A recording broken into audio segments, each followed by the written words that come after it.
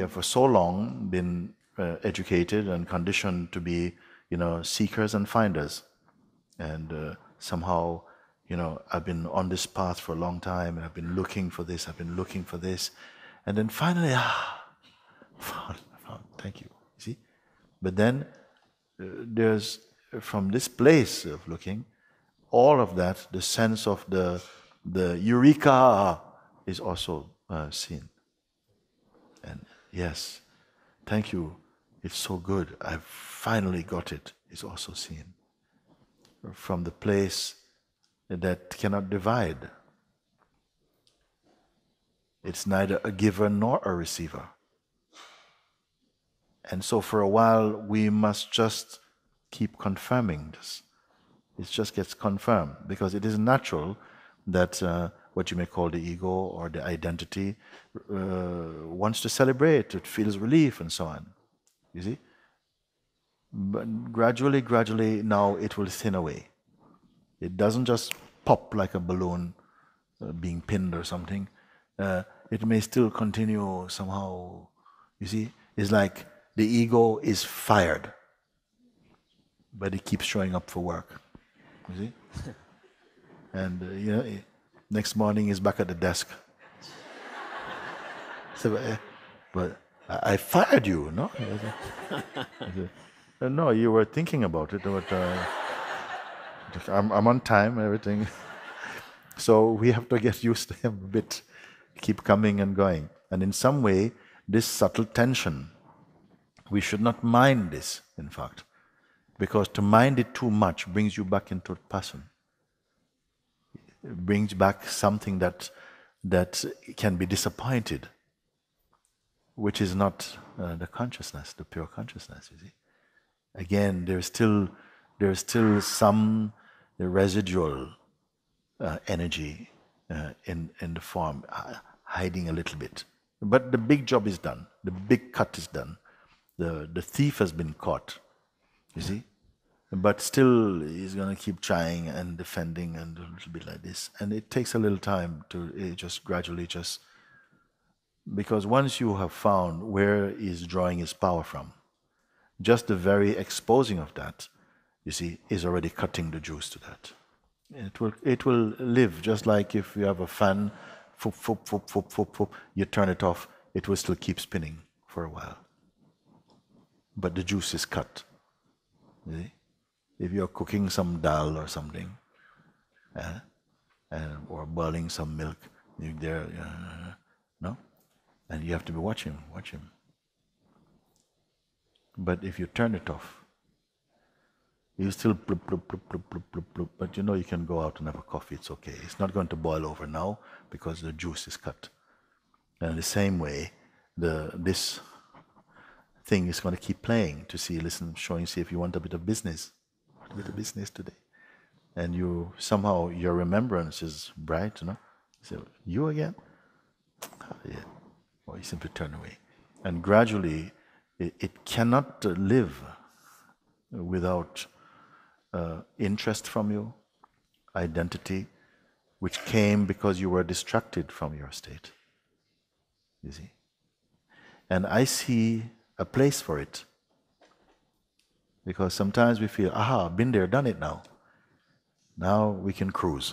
Everything is fine. The rest of my life I live in a hammock. Very good. That's what I have.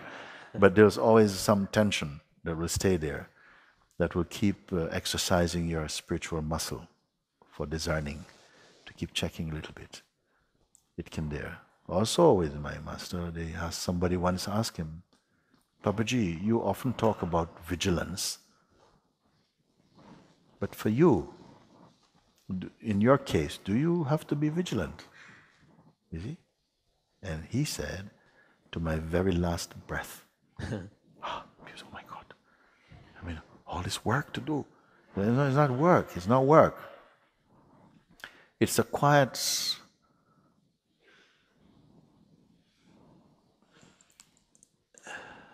it's a joy. This vigilance is a joy. The mind says the work, keep on doing it. No, it's not a sweaty work. It's a joy. Just every morning you brush your teeth in the morning and evening or whatever.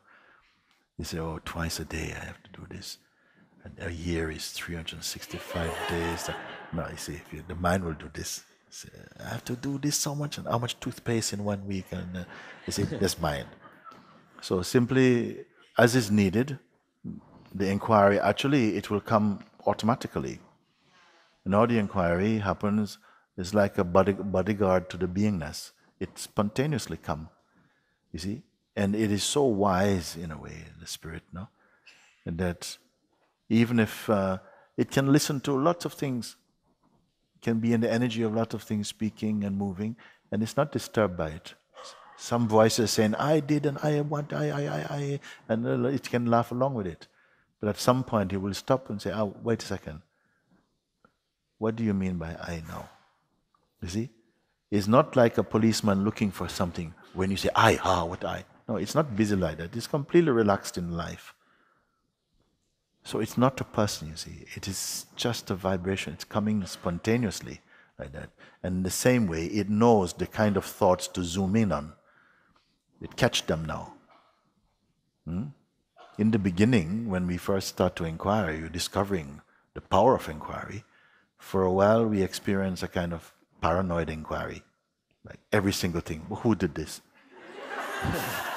No? Who's hungry? Who's hungry? Who's hungry? So, relax a little bit, yeah. Who's to relax? Who's to relax? And then so gradually something just, oh gosh. Otherwise you burn yourself out. So what kind of job have you introduced me to?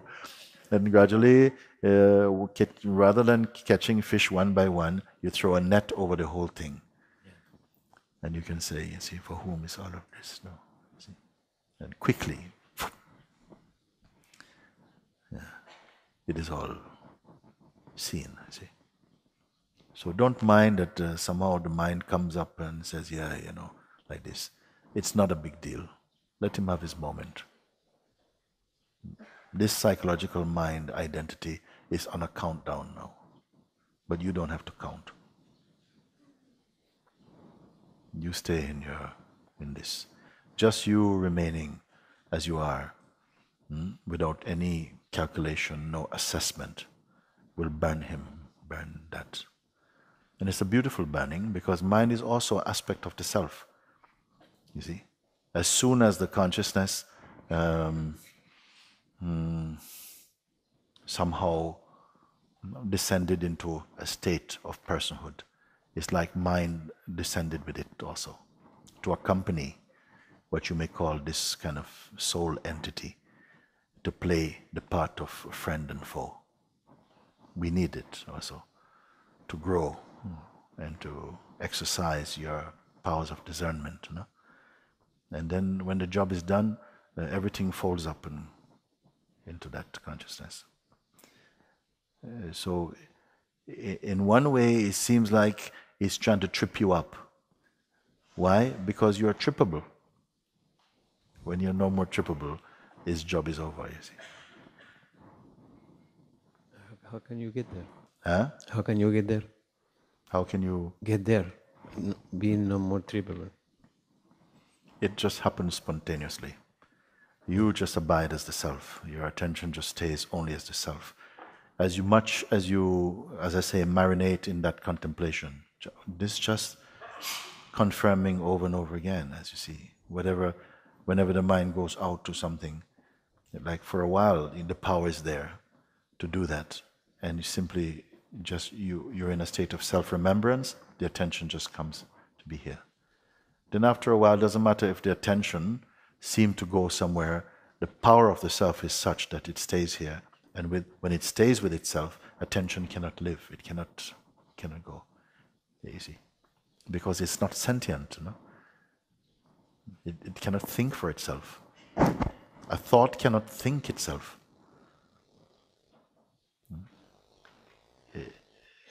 It must play for something that engages with it.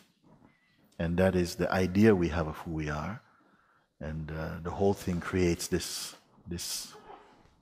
dynamics, you see. In the awareness itself,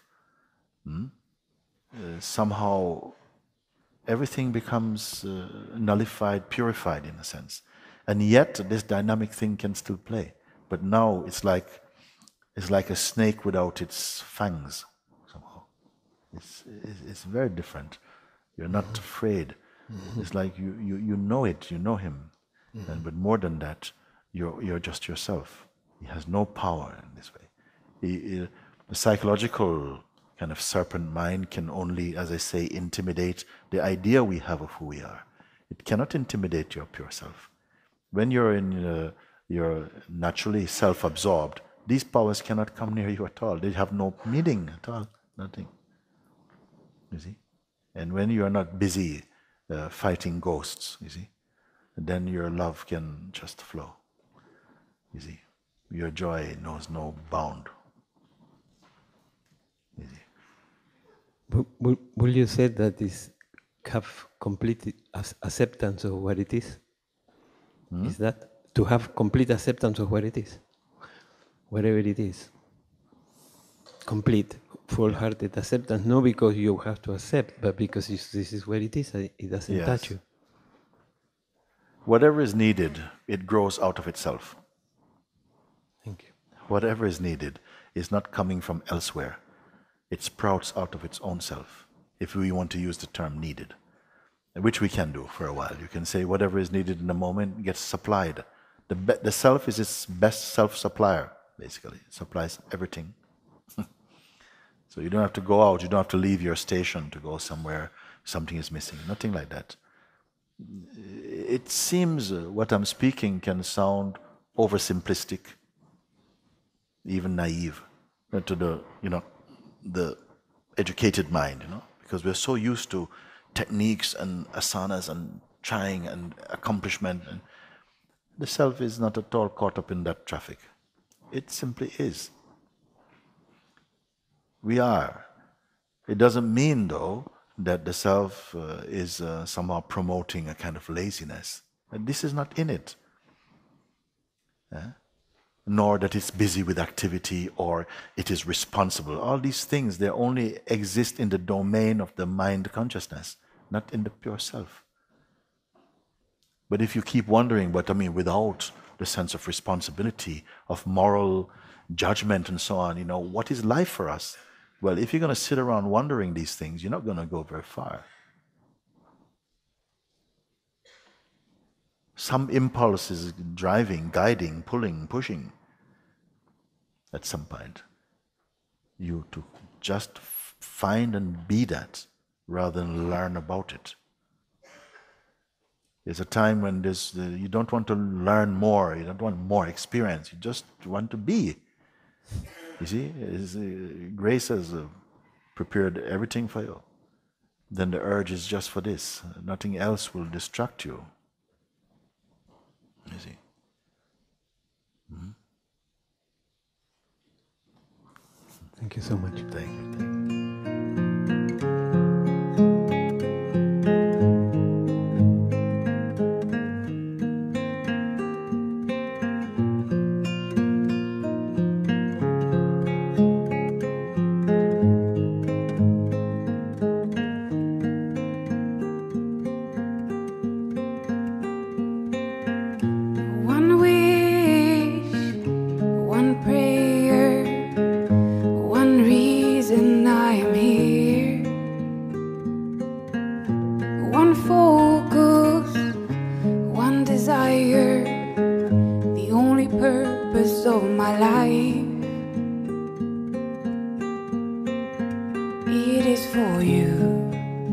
It is for you.